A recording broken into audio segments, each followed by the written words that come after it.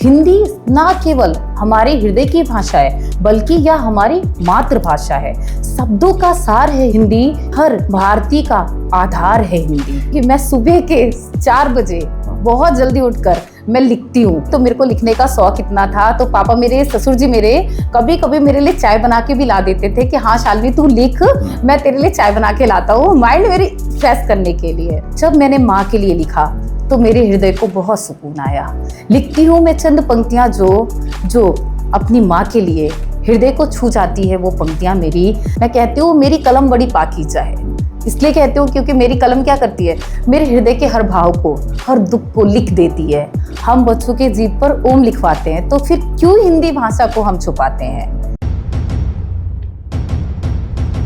नमस्कार साथियों, मैं अनिल रावत आप सभी लोगों का अपने इस मंच पर स्वागत करता हूं। आज हम मंच साझा करने के लिए एक ऐसी महिला के साथ उपस्थित हैं जो कि एक हाउसवाइफ हैं, एक वर्किंग वूमेन हैं, एक प्राइवेट स्कूल में टीचर हैं, एक 13 साल के बच्चे की मां हैं और इलाहाबाद के सरकारी विभाग से सह लेखाकार की सुपुत्री होने का फ़ायदा लेते हुए एक कुशल कवित्री हैं और लेखिका हैं। आप हैं शालिनी शर्मा। मैम स्वागत है पहले तो आपका हमारे इस मंच पर। धन्यवाद सर। और ये मैंने आपके बारे में कुछ चीज़ें कह दी हैं। शालिनी शर्मा हैं और आप एक टीचर हैं प्राइवेट स्कूल में। एक लड़का है आपका 13 साल का और हस्बैंड हैं आपके उत्तराखंड पुलिस में हेड कांस्टेबल के पद पर। आपने एमएड बीएड किया हुआ है, एमए बीएड किया हुआ है, लेखिका रही हैं आप। इतनी सारी चीज़ें आपकी लाइफ में, आप हिंदी की एक टीचर हैं और ऐसे समय पे आप हिंदी की टीचर हैं जब हिंदी खुद खतरे पे है। तो कैसे देखती हैं आप? पहले तो हिंदी के बारे में बात की जाए आपको। सर मैं सबसे पहले आपके चैनल के माध्यम से यही कहना चाहूँगी कि क्या नाम है, हिंदी को पूर्ण रूप से हिंदी का मार्गदर्शन करें, हिंदी सिखाएं। हिंदी ना केवल हमारे हृदय की भाषा है बल्कि यह हमारी मातृभाषा है। शब्दों का सार है हिंदी हर भारतीय का आधार है हिंदी। जी सर, बिल्कुल आपने सही कह दिया। और मेरे को ऐसा भी लगता है मैम कि जैसे हम उस लेवल की हिंदी बोलना नहीं जानते, लेकिन जब हिंदी की शब्दावली में जब हम सही शब्दों का अपने उसके अंदर प्रयोग कर लेते हैं तो हमारी जो भाषा होती है, जो हम कहना चाहते हैं, उसका वजन बहुत ज़्यादा बढ़ जाता है। और मुझे लगता है कि आज के दौर में भले ही चाहे इंग्लिश कितनी मर्जी ज़रूरी हो गई, लेकिन फिर भी वो हिंदी, जो मृदुभाषी हिंदी सुनना जो आज की डेट में अच्छा लगता है, वो बहुत अच्छा लगता है। तो ये अचानक से शौक़ कहाँ से जाग गया एक ऐसी महिला को, कुशल गृहिणी होने के बावजूद? मैं खुद ये कहता हूँ कि आजकल महिलाएं जो अपने प्रोफेशन में हैं, जैसे आप टीचिंग कर रही हैं, तो वो टीचिंग को ही इतना ज़्यादा उसमें पजल हो जा रही है कि उसके बाद फिर बाहर की लाइफ का उन्हें कुछ नहीं होता। और आप लिखती हैं, आप कवि हैं, तो ये सब शौक़ कैसे जागे? सर जब मैं बहुत छोटी थी, मैं हमेशा देखती थी किताबों के पीछे राइटर का नाम। मेरी जिज्ञासा ये हुई कि आखिर ये राइटर होते कौन है। ये जिज्ञासा जो थी, मेरे बचपन की ये जिज्ञासा थी कि आखिर इनका नाम क्यों लिख जाता है। मरने के बाद तो कोई जीवित नहीं होता ना, लेकिन फिर भी जो नाम होता था, लिखा हुआ नाम, उस नाम को मैं लिखवाने के लिए मैं राइटर बनने का प्रयास करती रही। जो प्रयास अभी भी जारी है सर। कब तक जारी रहने वाला है सर? ये तो मेरी अंतिम सांस तक, मतलब मैं लिखने की जिज्ञासा हमेशा रहेगी।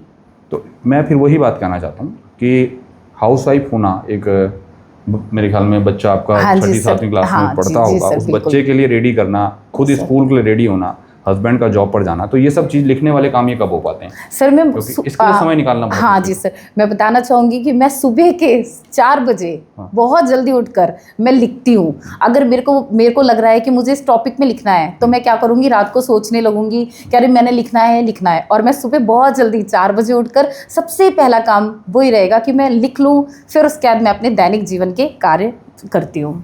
कभी घर में इस मामले को लेकर नहीं सामंजस्य ऐसा तो नहीं कि नहीं बैठ पाता हो, क्योंकि हस्बैंड पुलिस में है और पुलिस वालों का थोड़ा टेम्परामेंट ऊपर ही रहता है। तो ये आप दो अलग अलग विभाग से हैं, तो ऐसा तो नहीं होता कि तालमेल ना बन पाए? नहीं सर, ऐसा नहीं है। मेरे हस्बैंड बहुत सपोर्टिव हैं। वो मुझे, मतलब वो हमेशा प्रयासरत करते रहते हैं कि हाँ तुम लिखो और अच्छा करो। वो हमेशा मुझे वो प्रयास करते हैं। एक कामयाब पुरुष के पीछे एक महिला का हाथ होता है और एक महिला की कामयाबी के पीछे भी एक पुरुष का। हाँ जी सर, मैं अपने हस्बैंड को इस चीज़ का। ससुराल पक्ष से कैसा सपोर्ट रहता है? क्योंकि आज की पीढ़ी में जो सास ससुर और बहू का जो रवैया जो टीवी सीरियलों के माध्यम से हो गया, उसमें बहुत बड़ा गैप हो गया। वहाँ कोई दिक्कतें? नहीं नहीं सर, मैं ससुर जी के लिए बोलूँगी तो मेरे ससुर जी तो मुझे इस चीज़ के लिए बहुत प्रेरित करते हैं।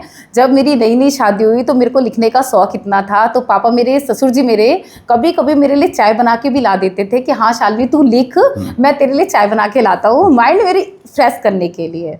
तो मैम, मैं पिताजी आपके महालेखाकार रहे हाँ हैं। जी सर। क्या इस चीज़ का कोई फ़ायदा मिला है निजी जीवन में? हाँ, मेरे पिताजी मतलब पैसों से कोई दिक्कत नहीं हुई, हमारी पढ़ाई का पापा ने बहुत, मतलब मैं इलाहाबाद यूनिवर्सिटी से पढ़ी हुई हूँ। ओके। वहाँ मेरे पापा ने सभी चीज़, शादी वगैरह जो भी मेरे दैनिक जो हैं, सब मेरे पिताजी ने बहुत अच्छे से बखूबी अपना फ़र्ज निभाया। तहजीब का शहर इलाहाबाद, हाँ जो अब जी। मौजूदा समय में प्रयागराज हाँ होता जी, है, जी उसका सर। खासा बेनिफिट मिला है ये हिंदी में। कहते हैं संस्कारों की भूमि है तो प्रयागराज है, कहते हैं संस्कारों की भूमि है तो प्रयागराज। हाँ, मैं हूँ प्रयागराज की, ये गर्व है मुझे। चलिए, मैं वही कहता हूँ कि क्योंकि आपकी भाषा शैली में वो चीज़ें समाई हुई हैं, और मैं खुद कहता हूँ कि इलाहाबाद का होना, मैं, हमारे साथ भी कुछ लोग रहते थे, उनकी भाषा से वो चीज़ें साफ झलकती थी। ठीक है, वो एक संस्कारी लैंग्वेज और बहुत अच्छे शब्दों का चयन होना, और उसके बाद उस लय में बोलना। ठीक है, सारी चीज़ें वहाँ होती थी, और ये कवि के लिए तो खासा बेनिफिट हो गया है। उम्मीद करता हूँ कि आप किसी दिन बड़े मंच पर पहुँचे। कुछ ऐसा खास जो आपके द्वारा लिखा गया हो अभी तक के जीवन में, क्योंकि लिखना और लगातार लिखते रहना, इसका अंत नहीं है कोई। आप जब तक लिखते रहेंगे, जब तक आपकी कलम चलती रहेगी, लोग शालिनी शर्मा को पढ़ते रहेंगे, सुनते रहेंगे। अभी तक की लाइफ में, जहाँ तक आज हम बैठे हैं, अभी तक कुछ ऐसा जो लिखा गया हो जिससे आप बेहद संतुष्ट हों? हाँ जी सर, मैंने जब अपनी माँ के लिए कविता लिखी, मेरी हृदय को सुकून आया, क्योंकि दुनिया बनाने वाली, इस जग को रचने वाली मेरी माँ है। मैं यहाँ बैठी हूँ अपनी माँ के लिए। जब मैंने माँ के लिए लिखा तो मेरे हृदय को बहुत सुकून आया। लिखती हूँ मैं चंद पंक्तियाँ जो अपनी माँ के लिए हृदय को छू जाती है। वो पंक्तियाँ मेरी भाव मेरे अर्पण होते हैं माँ के लिए, बस माँ के लिए। जी, बहुत बेहतर है कि माँ के लिए। और फिर मैं वही कहता हूँ कि आप खुद से एक माँ हैं, और मैं इस मामले में, अभी मदर्स डे कुछ दिन पहले सेलिब्रेट हुआ था, मैं भी उसी शिक्षा विभाग से ताल्लुकात रखता हूँ। एक स्कूल मैं भी चलाता हूँ और मैं ऑनर हूँ उस स्कूल का। मैंने अभी मदर्स डे पे उस दिन ये कह दिया था, ये आपका दिन है और हर दिन आपका है। हाँ जी सर, ठीक है, जिसने आपको बनाया है वो किसी एक दिन सेलिब्रेट नहीं हो सकता। हर दिन हर पल माँ के नाम है। आपने बहुत अच्छी बात करी। इसके अलावा मैंने भी सुना है कि आपने कुछ महाकुंभ पे भी लिखा था। हाँ जी सर, मैंने महाकुंभ पे अपनी पंक्तियाँ लिखी। जैसे कि मैंने आपको पहले बोला, आस्था का संगम है प्रयागराज, देवतुल्य है वो धरती जहाँ कुंभ विराजमान है। देवतुल्य है वो धरती जहाँ कुंभ विराजमान है। लिख दी मेरी कलम आस्था के उस पर्व पे। कुछ तो मेरे भाव थे, कुछ अर्पण श्रद्धालुओं का प्यार था, बहुत बेहतर। मैं महाकुंभ को लेकर थोड़ी सी एक चीज़ आपसे कहता हूँ। अभी बीते कुछ समय पहले हमने महाकुंभ का 144वां वो मनाया है। अब उसमें कहा गया है कि 144 साल बाद ये पुण्य आए। कैसे देखते हैं आप महाकुंभ को, क्योंकि आप खुद से वहाँ से हैं? क्या है महाकुंभ को लेके शालिनी शर्मा का, एक लेखिका का विजन? सर, आस्था है, लोगों का विश्वास है। आस्था तो हमने इस कदर देखी है इस बार जी, कि आस्था में चूर, मैं गलत शब्द अगर यूज कर दूँ, मैंने कहा अभी मैं आस्था का नशा कहने वाला था कि, और वाकई में नशा ही था वो लोगों के अंदर, जो मतलब जिसपे श्रद्धा भाव का जो नशा उनके ऊपर था। उसमें था कि लोग दिन रात नहीं देख रहे थे, और इतनी पब्लिक वहाँ हो जाना, ठीक है, एक भगदड़ हुई है, मिसमैनेजमेंट के चलते वहाँ कुछ लोगों ने अपनी जान भी गंवाई है। उसके बावजूद भी लोगों ने वहाँ जाना नहीं छोड़ा, ठीक है। और ऐसा नहीं है कि इसके बाद लोग नहीं जाएंगे, लोग फिर भी जाते रहेंगे, क्योंकि मैं हिंदुस्तान, हिंदी और हमारी संस्कृति पे एक बात कह दूँ कि हम लोग मिट्टी को पूजने वाले लोग हैं, हाँ, ज़मीन से प्यार करने वाले लोग हैं। धर्म पे हमारी आस्था इतनी रची बसी है कि हमारी वो नसों में है, हमारे ब्लड में है, हमारे जहन में है, हमारी सांसों में वास करती हैं। तो मैं वही बात कहना चाहता हूँ कि जो कुंभ है, कुंभ धीरे धीरे करके इस बार जो महाकुंभ लगा था वो इतना महाकुंभ था, इतना बड़ा महाकुंभ था, ठीक है। तो उसको शालिनी शर्मा कैसे देखती है महाकुंभ के लिए? सर जर्रे क्योंकि जर्रे, आप तो जाती होंगी, हाँ जी गई सर, भी होंगी, जी आपका निवास है वहाँ से। हाँ जी सर, मैं कहना चाहूँगी जर्रे जर्रे पर वहाँ भगवान का वास है, जर्रे जर्रे पर भगवान का वास है। और वहाँ लोगों के मन में, लोगों के हृदय में इतनी आस्था है संगम को लेकर इतनी आस्था है कि वो पता है अंतिम सांस भी जब लेना चाहते हैं तो संगम के दर्शन करना चाहते हैं। जैसे कि आपने कहा ना कि जो महाकुंभ में लोग क्या करते थे, छोटे छोटे बच्चों को, इवन आप देखेंगे 106 साल की बुजुर्ग महिला वहाँ पर गई, नहाई, जिनके पैरों में जान नहीं, हृदय में अब सांस नहीं बची, लेकिन वो उनकी भी आस्था है सर, आस्था के लिए ही वो जाया करते हैं। जी, मैं एक चीज़ और जी आप सभी जो मैंने अपने उस पर लिखा है, मोदी जी से खासा प्रभावित हैं शालिनी शर्मा। हाँ जी सर, मैं मोदी जी को बहुत मतलब सम्मान करती हूँ मेरे हृदय में। उनका वो सादगी, उनका वो त्याग मैं देखती हूँ, मैं उनकी लाइव देखती हूँ, या फिर उनका जो वो कहते हैं ना भाई बहनों के संबोधन से। और साथ साथ मेरे को सबसे ज़्यादा प्रभावित करती हूँ उनकी वो बात जो उन्होंने अमेरिका की धरा पे भारत का परचम लहराया। कैसे सर, मैं बताना चाहूँगी कि उन्होंने क्या अमेरिका की धरा पे हिंदी में संबोधन करके, जबकि आज हम भारतवासी खुद हर बच्चे को इंग्लिश मीडियम डालना चाहते हैं, लेकिन हमारे माननीय मोदी जी को देखिए, उन्होंने विदेश में जाकर वहाँ पर हिंदी में अपना भाषण दिया और मैं उनके भाई बहनों के संबोधन से बहुत प्रभावित हूँ। चलिए, ये अपना अपना विचार हो सकता है, और इसके अलावा भी आपने बहुत सारे लोगों पर लिखा है। आपने ये भी कहा है कि मैं एक लेखक के तौर पे आपसे जानना चाहता हूँ, क्योंकि कई बार हमें भी मन होता है लेखन को कि ऑब्जर्वेशन कैसे होता है, लेखक कुछ भी लिखना हो अगर तो उसमें ऑब्जर्वेशन कैसे होता है। जैसे सर हम कहीं पर जाते हैं, किसी घटनाओं को देखते हैं, वो घटनाएं क्या है हमारे मन को प्रभावित करती है। हम कहीं पर गए, उन घटनाओं को जब हमने देखा, वो हमने देखा और ख़त्म नहीं होता, वो धीरे धीरे हमारे मन को चुभती रहेगी। जैसे हमने अपनी कलम, मैं कहती हूँ मेरी कलम बड़ी पाकीज़ा है, इसलिए कहती हूँ क्योंकि मेरी कलम क्या करती है, मेरे हृदय के हर भाव को, हर दुख को लिख देती है।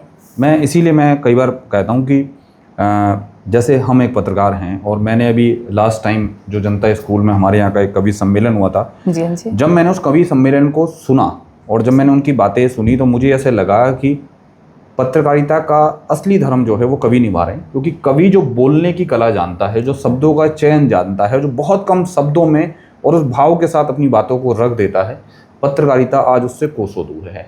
ठीक है, क्योंकि रिपोर्टिंग और पत्रकारिता में खासा फ़र्क है। फिर भी आपने कहा है कि जो भावों को अपना लिखना है और जो लिख पाते हैं भावों को, जो शब्द सही चयन कर पाते हैं।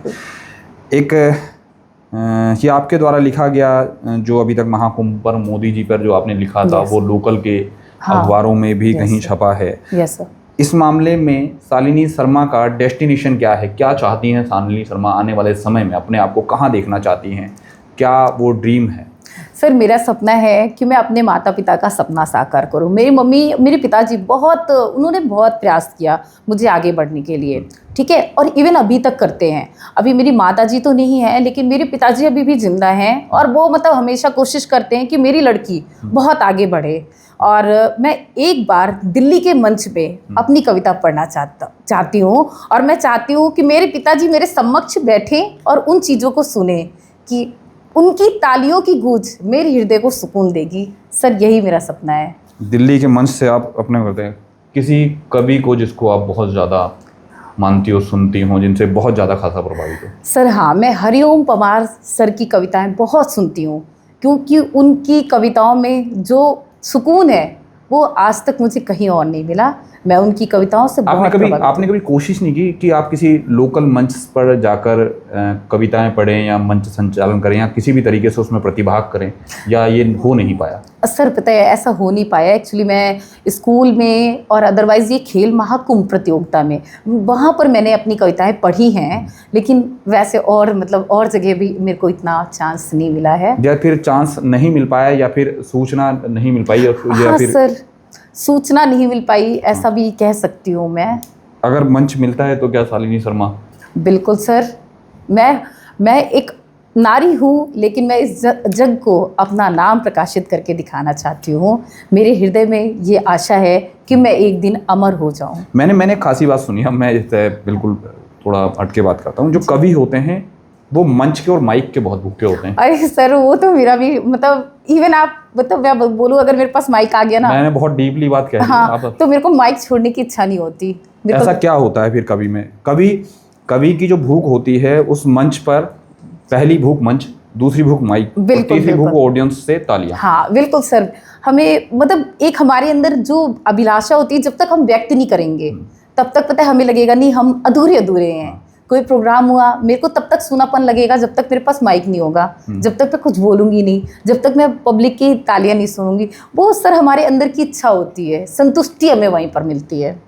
कितना सहज और सजग पाती हैं और कितना अपने आप को मजबूत महसूस करती हैं हिंदी की कवि होने के। जैसे मैंने आपको शुरू से कहा है यस सर कि ये विडंबना है हमारी और दुर्भाग्य हमारा कि हिंदी धीरे धीरे करके विलुप्त होती जा रही है, इसमें कोई दो राय नहीं। बिल्कुल सर बिल्कुल। ठीक है, जो नई पीढ़ियां हैं, जिस दौर से देश और इस समय गुजर रहा है, जिस वक्त से हम गुजर रहे हैं, धीरे धीरे करके कि लोग हिंदी के माहौल और उस क्राइटेरिया से सीधे सीधे करके बाहर आ रहे हैं। तो इस मामले में कितना सजग महसूस करती हैं आसपास के लोगों का या अपने साथ का, कलीग्स का, परिवार का, समाज का, और इन सब चीज़ों को किस तरीके से देखती हैं? कोई तकलीफ होती है, कभी पीड़ा है मन में कोई? सर हाँ बिल्कुल, मैं चाहती हूँ कि हिंदी का परचम जो है जब हम जन्म लेते हैं ना तो हम अपने बच्चों के मुंह पे जीभ पर हम ओम लिखवाते हैं। क्यों लिखवाते हैं?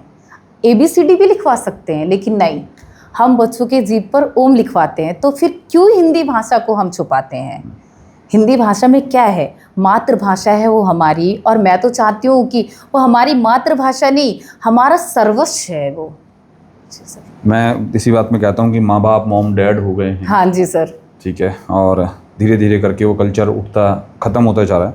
हम राम राम से शुरू हुए थे, आज गुड मॉर्निंग पर आके टिक गए हैं। और हमें दुर्भाग्य हमें भी लगता है कई बार, और मेरे को बहुत, मैंने आपसे शुरू से ही कहा है कि जितना अच्छा मैं हिंदी बोलते हुए खुद को महसूस करता हूँ, ठीक है, मुझे नहीं लगता है कि इंग्लिश का कोई भी ऐसा वर्ड हो जिसको बोलकर मैं इतना भारीपन ला सकूँ, क्योंकि वो चीज़ जो मैंने आजीवन जी है, जितनी मैंने अपनी 44 साल की उम्र में जिस माहौल पे मैं जिया हूँ और जिस चीज़ को मैंने अपने अंदर रचा बसा लिया है, बिल्कुल बिल्कुल, ठीक है, तो वो चीज़ को आगे प्रमोट करना मेरा काम है। और मैं खुद चाहता हूँ कि हम खुद पढ़ें, खूब पढ़ें और अच्छे शब्दों का चयन करें ताकि लोगों तक हम अपनी बात सजगता से रख पाएँ। अंतिम बात में आप कुछ अपने लेखिका के बारे में कुछ कहना चाहती हूँ, जो बात अपनी ऑडियंस तक पहुँचाना चाहती हूँ, और यहाँ से आपका ये अभी थोड़ी देर में जब ये पॉडकास्ट जारी होगा तो अपने पिताजी के लिए कोई मैसेज छोड़ना चाहती हो? राजेंद्र जी अगर हमें देख और सुन रहे हैं तो थोड़ा प्राउड फील करें। अपने हस्बैंड के लिए कुछ कहना चाहते हो? आपका छोटा बच्चा, उसके लिए कुछ कहना चाहते हो? बिल्कुल सर, मैं ये कहना चाहूँगी, मेरे माता पिता मुझे आगे बढ़ाने में बहुत सहयोग किया। उन्होंने बहुत कष्ट से मुझे पाला और सभी कुछ, इवन मेरे पिताजी ने तो मेरे को पढ़ाने के लिए बहुत बार मैं देखती थी कि अपने पेट को भी काट कर उन्होंने मुझे पढ़ाया है। और साथ ही साथ मेरे हस्बैंड जो हैं उन्होंने भी मुझे कभी किसी चीज़ के लिए रोक टोक नहीं की। मेरी कागज़ कलम के सच्चे साथी मेरे परिवार वाले हैं सर। और मेरा बेटा भी, मैं छोटी छोटी वीडियोज़ वगैरह बनाने की प्रेरणा मैं उससे सीखती हूँ। इवन मैं उस मामले में कह दूँ कि एक बेटी जो होती है ना, अपने बाप की सच्ची दोस्त होती है। ठीक है, अभिमान भी होती है। ठीक है, और वो, मैं खुद एक बेटी का बाप हूँ, मैं जानता हूँ कई बार मेरी बेटी जो होती है हमारी मम्मा की अम्मा हमारे साथ रहती है, वो नानी बनकर हमारे सामने पेश आती है। तो इसलिए ये तो आपके और आपके पिताजी वाला किरदार हो गया।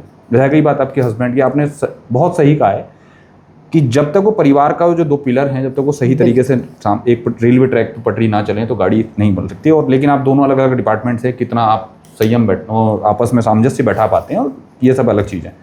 हालांकि पुलिस वाले के साथ, हेड कांस्टेबल के साथ, हाँ जी सर, ठीक है, वो करना और लिखना आपका काम है, और वहाँ थोड़ा वो है। और रह गई, जैसा भी शालिनी जी ने कहा है कि उनका जो बेटा है जो 13 साल का है, जो 6ठी क्लास में पढ़ता है, जब भी वो अपने खुद से वीडियो बनाती हैं तो वो बिहाइंड द कैमरा उनकी हेल्प करता है। बिल्कुल सर, खासा।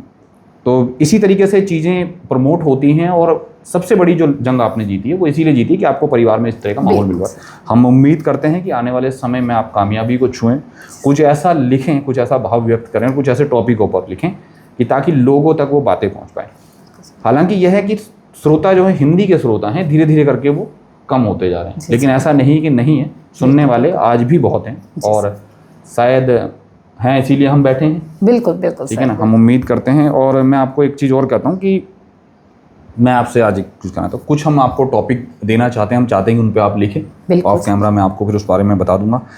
तो साथियों, ये थी हमारे साथ शालिनी शर्मा जी, जो एक टीचर हैं, हाउसवाइफ हैं, और एक 13 साल का उनका बेटा है जो इंग्लिश मीडियम स्कूल में पढ़ता है, उनकी खासी हेल्प करता है। अपना सपना, अपनी आंखों में सपना लिए, एक इलाहाबाद के सरकारी विभाग के महालेखक की सुपुत्री अपनी आंखों पर वो सपना लिए दिल्ली के मंच तक अपनी उड़ान भरना चाहती हैं और दिल्ली से अपनी बातों को लोगों तक पहुंचाना चाहती हैं। अब ये देखना ये है कि ये जो लंबी उड़ान है ये कब परवान चढ़ती है और कब अपनी कलम और अपनी लेखन के जरिए वो लोगों के दिलों पर राज करती है। हम उम्मीद करते हैं कि बहुत जल्दी आपका उज्जवल भविष्य हो, आपको आपकी मंजिल हासिल हो, क्योंकि बहुत कम लोग बचे हैं जो हिंदी में लिखना बोलना, और बहुत कम लोग बचे हैं जो हिंदी में सुनना चाहते हैं। तो फिर इस मामले में एक बार फिर से आपके साथ बैठेंगे और हम कोशिश करेंगे कि आने वाले समय में आप अपनी जो भी लिखती हैं, जो बोलती हैं, प्रकाशन करना चाहें तो हमारा मंच आपके लिए है। और ऐसे ही मैं और भी लोगों से कहना चाहता हूँ कि अगर आपके अंदर भी कोई टैलेंट हो तो आप भी हमारे साथ मंच साझा कर सकते हैं। लोगों को बहुत बड़ी गफलत है इस मामले में और बहुत बड़ी गलतफहमियाँ हैं कि पॉडकास्टिंग के लिए हम चार्ज करते हैं। मैं आज ये खुले तौर पे कहता हूँ कि ये हम आपके टैलेंट को आगे बढ़ाना चाहते हैं, इसीलिए हम अभी आपके इस मामले में आपके सहभागी हैं। आपसे मेरी बात हुई थी और मैम बता सकती हैं कि इस चीज़ के लिए कोई कॉस्ट चार्ज नहीं की, कॉस्ट चार्ज नहीं की गई है। थोड़ा समय ज़रूर लगता है, हाँ, ये एक टाइम टेकिंग प्रोसेस है, और लेकिन फिर भी है। तो बने रहिएगा साथियों, ऐसी चर्चाओं के लिए फिर किसी और व्यक्ति के साथ मंच साझा करेंगे। आज के लिए शालिनी शर्मा का खासा धन्यवाद है। मैम, फिर से आपसे मुलाकात होगी, और हमारे साथी सहयोगी उज्जवल का भी धन्यवाद।